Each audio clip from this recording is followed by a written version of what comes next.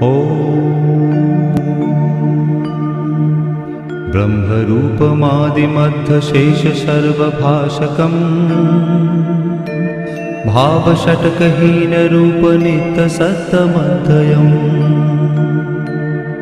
वङ्मनौति गोचरं च नेति नेति भावितम् तं नमामि देवदेव रामकृष्णमीश्वरम्